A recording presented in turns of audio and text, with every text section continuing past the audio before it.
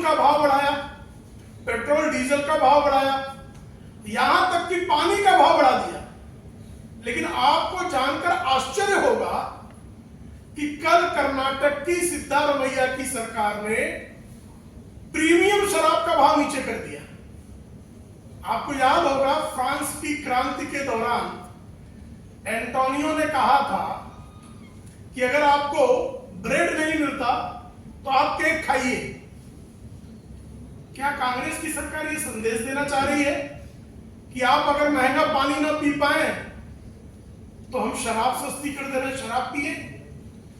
एक फ्रांस की एंटोनियो थी और एक कांग्रेस की सरकार है। अब उनकी कांग्रेस की सरकार की राजमाता का मैं नाम ले लूंगा, मूल वाला, तो कांग्रेस के तमाम नेता बहुत चिढ़ जाएंगे। उनकी ये दशा है। और ये लूट की सरकार जो है किस तरह की हरकतें करती है, आप सबने जो है कर्नाटक में देखा ही है कि सिद्धारमैया मुदा, उनका पूरा परिवार मुदा के जमीन घोटाले के मामले में आरोपों के घेरे में है।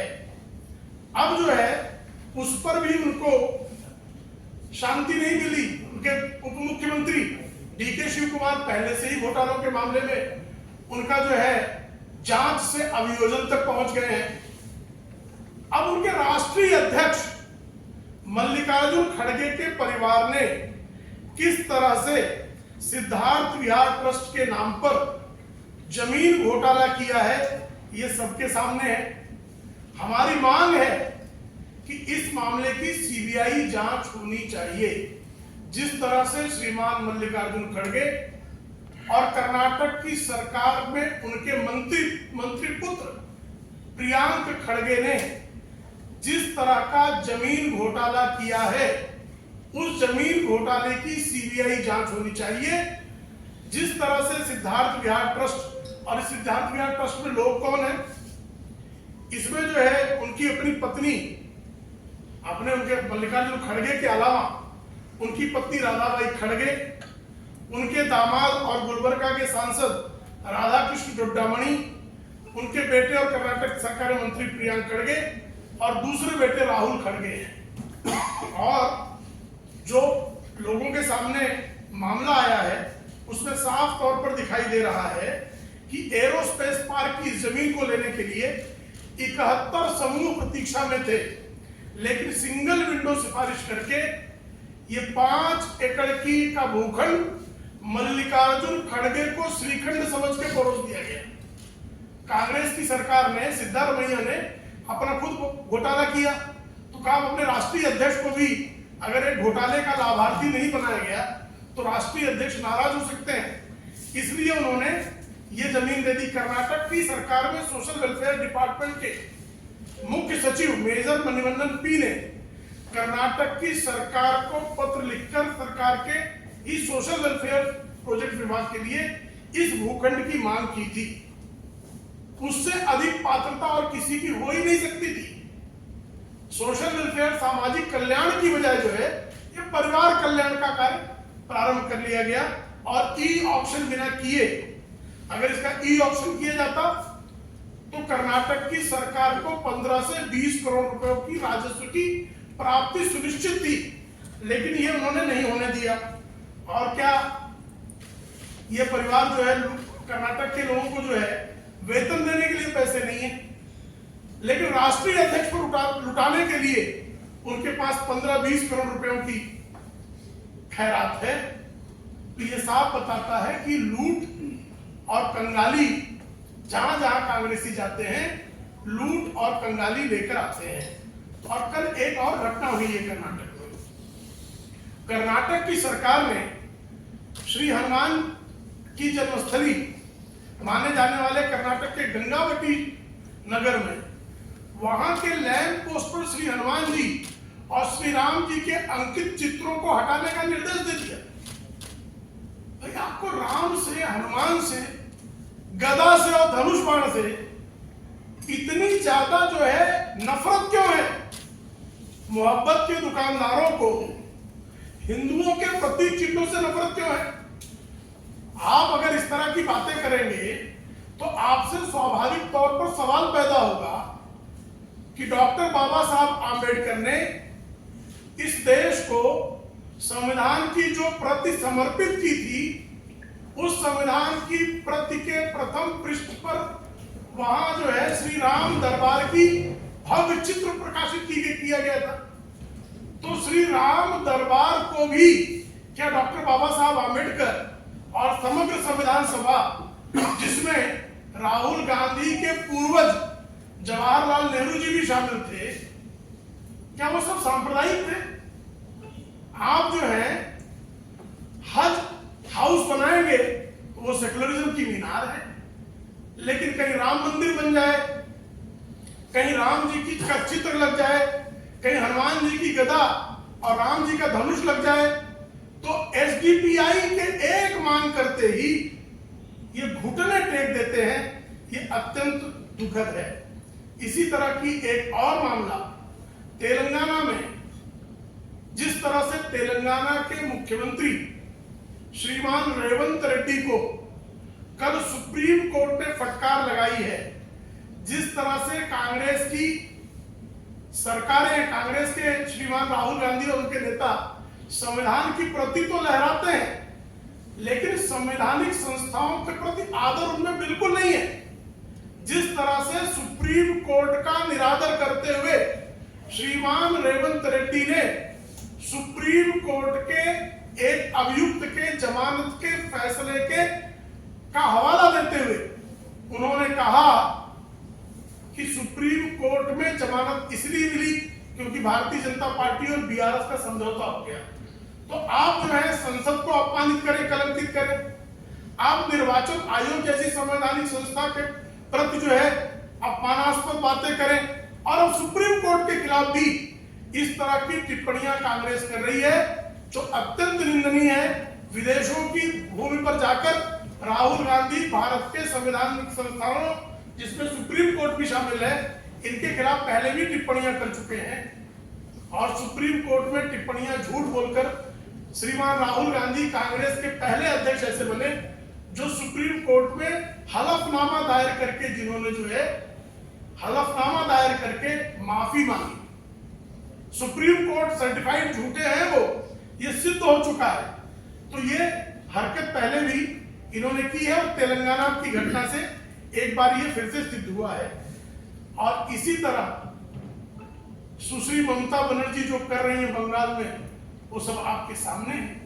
इंडी अलायंस की पार्टनर सुश्री ममता बनर्जी ने जिस तरह से बंगाल के आम जनों को, छात्रों को जिस तरह से धमकाने का काम किया, जिस तरह से उन्होंने कहा कि यह आग जो है वो असम, उड़ीसा, नॉर्थ ईस्ट होते हुए दिल्ली तक चली जाएगी, और जो छात्र प्रदर्शन कर रहे थे उनको धमकाया गया कि आपका पासपोर्ट और वीजा नहीं बनेगा।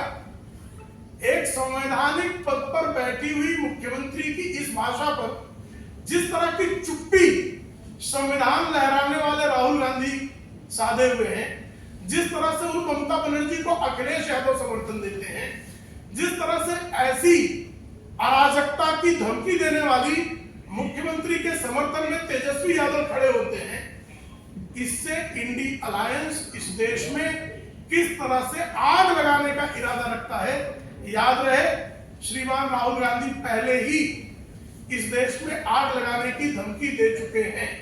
चुनाव के समय परिणाम आने के पहले समाजवादी पार्टी के अखिलेश यादव भी इस देश में आग लगाने की धमकी दे चुके हैं।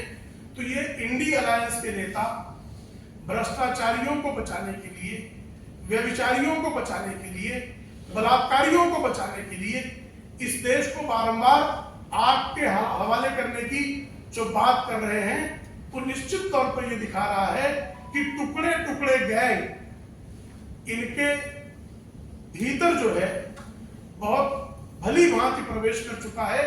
इसलिए जो है वो इस तरह की बातें बार बार कर रहे हैं।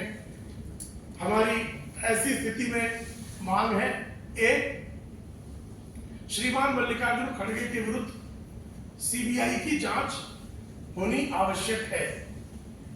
सुश्री ममता बनर्जी को जिन बलात्कारियों को बचाने का उन्होंने प्रयास किया है, उस मामले में जब तक स्वयं ममता बनर्जी का लाई डिटेक्टर टेस्ट नहीं होता तब तक इस मामले की तह तक पहुंचा नहीं जा सकेगा। कल जो टेप आए हैं, ऑडियो टेप्स, जिसमें बलात्कार पीड़िता के परिजनों को अस्पताल के एक अधिकारी द्वारा किए गए फोन में किस तरह से झूठ बोला गया वो सिद्ध हुआ है, तो निश्चित तौर पर एक अस्पताल की असिस्टेंट सुपरिंटेंडेंट ने यह फोन किसी बड़े अधिकारी के कहने पर किया होगा, किसी सरकार के बड़े रसूखदार व्यक्ति के करने पर किया होगा। और सुश्री ममता बनर्जी मुख्यमंत्री होने के साथ साथ वह राज्य की स्वास्थ्य मंत्री भी हैं, और जिस तरह से उन्होंने आनंद फानन में उस कॉलेज के प्रिंसिपल को पदोन्नत जैसा कार्य किया, अच्छी जगह ट्रांसफर करके, उससे यह आशंका दृढ़ होती है।